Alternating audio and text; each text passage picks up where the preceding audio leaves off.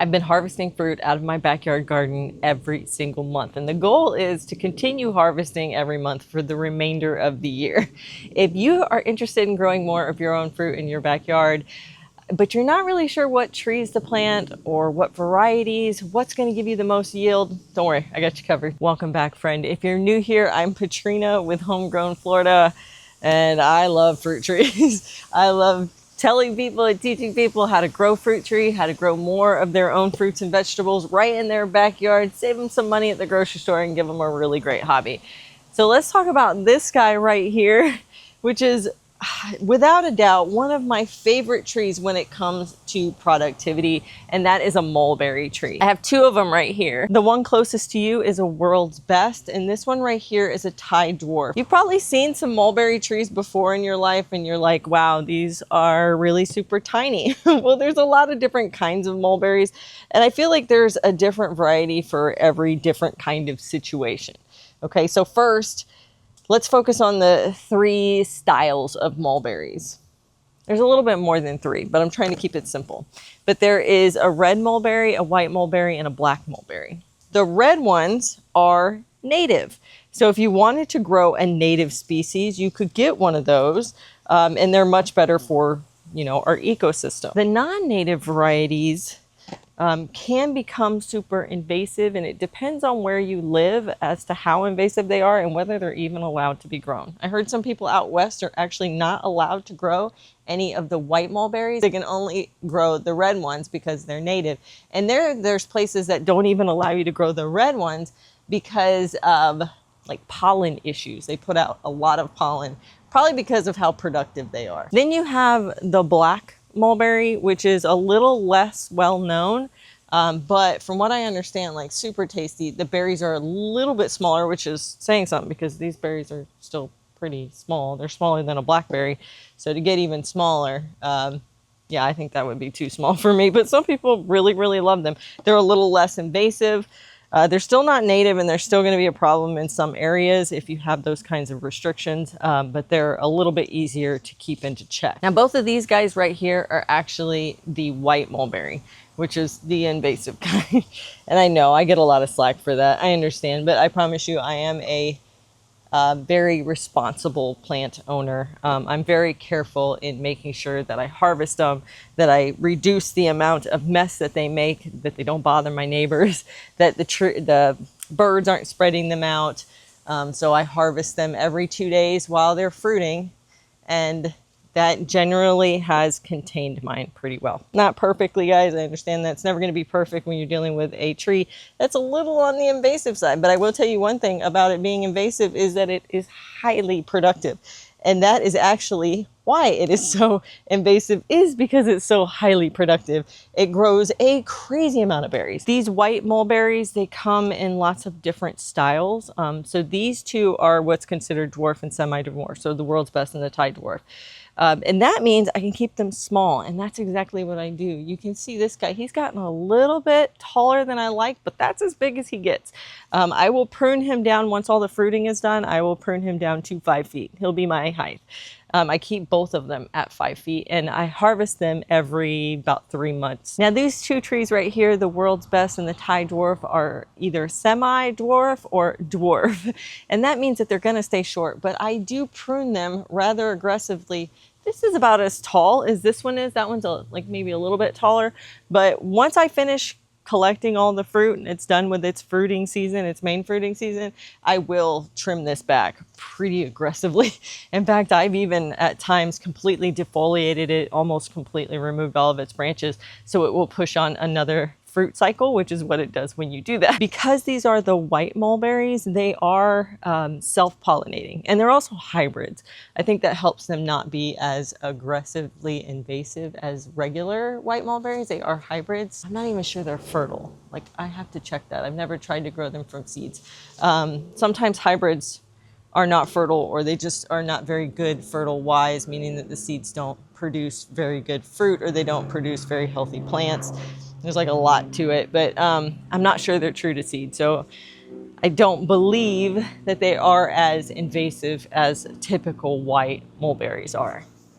But if you're concerned about that, you can go with the red mulberry, the native ones, but be aware that you really need to understand your varieties of the reds because some of the reds require male and female trees. So trees that just put off the pollen and trees that just accept the pollen. So you may need two different kinds and you have to know which one you're getting. Otherwise, you could end up with a very giant, beautiful shade-covered mulberry tree with lots of pollen, but not any fruit, which I have heard happen a lot.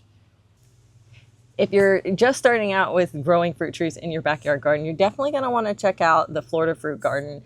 This is my newest ebook all about fruit trees and everything I've ever learned about fruit trees, starting with how to plant them, the different varieties, and whether they work best in North, Central, or South Florida. So it covers all of the zones across Florida. Make sure to check it out on my website, homegrownfloridagarden.com. I forgot to tell you what the mulberries actually taste like. That's probably the most important part, right? They remind me between a raspberry and a blackberry. That's the best one. Right now they're a little bit watery. Usually they're a lot more sweet. This one, particularly the Thai dwarf, is more tangy. It's got that sweet and sour type taste to it. But we just had like a ridiculous amount of rain. So I'm guessing that it's making the berries a little bit on the watery side. Typically they're very, very concentrated. But right now they're a little watery. Whoop, I'm dropping berries. So now that I sold you on the mulberries as one of the trees you want to put in your backyard, picking the right variety for you and what you're trying to accomplish, let's talk about how you take care of them, because that's probably the biggest thing. A lot of people have concerns about getting this fruit tree that's going to take, years to produce. Not these guys. These guys are usually producing within the first year if you plant them in spring, like right now. But to take care of them, the first thing you need to do when you're planting them is, here in Florida, you're going to want to add a little bit of nutrients to the soil. So I just grab one of those bagged composters like Black Cow or the generic Black Cow, and I mix it with the native soil when I'm planting. This is all explained in my book, so if that's something you're interested in, definitely check it out. And then the watering schedule is also in there, but you're basically going to want to layer in your watering. So you're going to start with every day for the first couple days, and then when you hit about day 3 or 4, then you're going to switch to every 2 days. And then when you hit a week and a half, then you're going to switch to every 3 days. You're trying to get it to where you only have to water them once a week. Now, once they get older, they don't need watering ever. They got such a good taproot. They're going to go down very, very deep into the water table and find their own water. When it comes to pest and disease, mine get all kinds of pests. In fact, guys, if you really love the berries and you fall in love with this tree, I highly recommend don't listen to people that tell you to look up close at the berries to try to get all of the little bugs out. It's going to gross you out. I honestly don't look at them at all. I try not to look at them. I just pop them in my mouth and pretend that nothing is happening. There's a lot of bugs that like these berries. There's also a lot of birds that really like these berries. I have a bird that's like sitting right over there. I can hear him. And he keeps popping down here when I go out of eye shot, like when I'm underneath the tree like this, and he keeps popping in trying to come back and get more berries because they love them and they will pick them clean. So you kind of have to be out here every single day harvesting so that they don't get to them before you do. You can net your trees. I'm not interested in doing that. That's too much work. It's already so much work harvesting this tree. I don't mind sharing with the birds because they, help me take down some of these. Now, if you are grossed out by bugs and you really want to soak your berries, you can do that.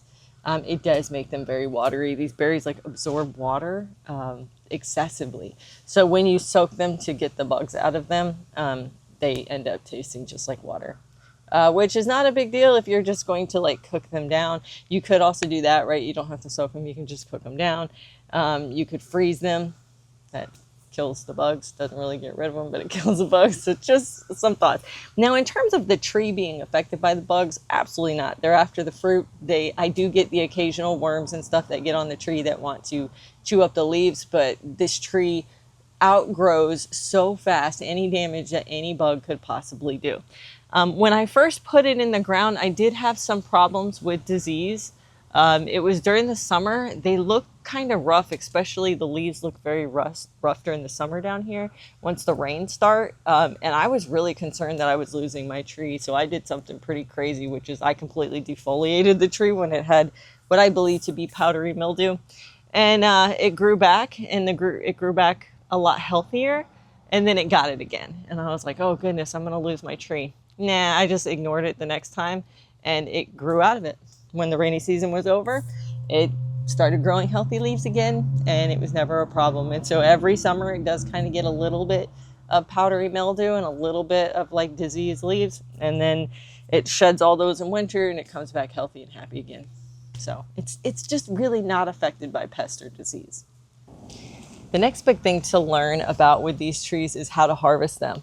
The way I'm harvesting them is not the best way. I'm just doing this because we're chit-chatting. And I thought, while we chit-chat, I'm going to fill up a basket while I'm here. Let's be productive.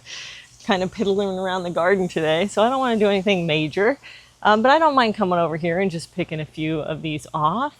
This is not the best way. For one, you don't know if your berries are completely mature when you do it this way, because I am picking them off rather than letting them fall. And that's actually the more recommended way, is to let them fall off the tree. But then you're like on your hands and knees trying to grab berries from the ground, which is like not my favorite task. My back is not built for that. So instead, what I did earlier this week is I actually laid down some of my frost cloth underneath the tree like a blanket. You could use sheets as well. I've done that before. I like the white sheets or the white frost blankets because it's just easier to see the berries that get stuck. And then I shake my trees, aggressively shaking my trees, and all the ripe ones fall off. Now, some of the non-ripe ones fall off too, so you're gonna have to filter through them. But for the most part, you get all the ripe ones off the tree immediately. That is the easiest way to harvest them, and it ensures that you're getting nothing but really ripe berries. This is my slow, it's a nice day, let's pick some berries together type of harvest. And I've had this tree for years. I know what the berries feel like when they're ripe. They have like a softness to them. Like this one's like kind of a little bit tight. But this one that I picked right next to it, like when I squeeze it, like the little buds kind of just start to break apart and they make my fingers kind of purple. So I know that second one is actually better than the first one in terms of ripeness. I'm sure your next question is once you have all these berries and how much they produce and what do you do with them, right? So we have all this fruit. Awesome. Like, how do you eat them? You can eat them fresh. I usually harvest between like 20 and 40 pounds from these two little trees right here, which is pretty shocking, honestly, but they do produce a lot and they do produce more than once. So the Thai dwarf over here really only produces once in spring. I can push it for a second one by defoliating it, but it's still never as good as the first flush. The world's best will continue to produce every single time that I harvest it and then prune it. So if I prune it and defoliate it, it'll push out almost like a 50% of what it does in spring naturally. And then throughout the year, it's kind of like a evergreen, or not evergreen, like strawberries or everbearing. It's kind of like everbearing because it will just continue to produce over and over. But it's smaller and smaller stretches, less and less. By the time fall rolls around, you're probably just getting a handful of berries every couple of months. So with these guys, after we're done harvesting, I am going to take these inside and I'm going to put them in a plastic baggie and I'm going to freeze them. That's actually what I like to do with a lot of my fruit if I'm not going to eat it right away. Like I already have some and I just come out here and pick and eat whatever I want fresh. You could bring them inside and just put them in a bowl and they'll probably last in the fridge for like 2 days. They don't have a very long shelf life. That's probably why you don't see them at the grocery store. They bruise very easy and by the time they taste good, they're very, very ripe. So they just get smushed and, you know, turn your whole house purple. So a lot of the times I just eat them when I'm out here. I enjoy them fresh from the tree. And then whatever I want to use inside of recipes and stuff, I just freeze them and I bring them out frozen. So some recipes that I have done, I've done mulberry jam. Don't love the texture of the berries once they're canned. So I would strongly recommend if you're going to do a canning mulberry project that you do jelly and not jam because the berries are weird. Mulberry pies, but not pie filling. So don't can pie filling because that weird texture thing still happens. But mulberries in a pie, absolutely amazing. I like to do crumbles, muffins, You can do crisps. I love doing cobblers. All of those are really good options. You just put the fruit on the bottom and you kind of just put the toppings on top, like oats and brown sugar and, you know, some eggs and a little bit of flour. Oh my God, it's so good. Another option that I really enjoy is making fruit leather with them, but be prepared. Use like plastic wrap or use parchment paper because they stain everything. You don't want it staining your entire dehydrator, but they're really, really tasty. The downside of the fruit leather is every time you touch it, it turns your hands black.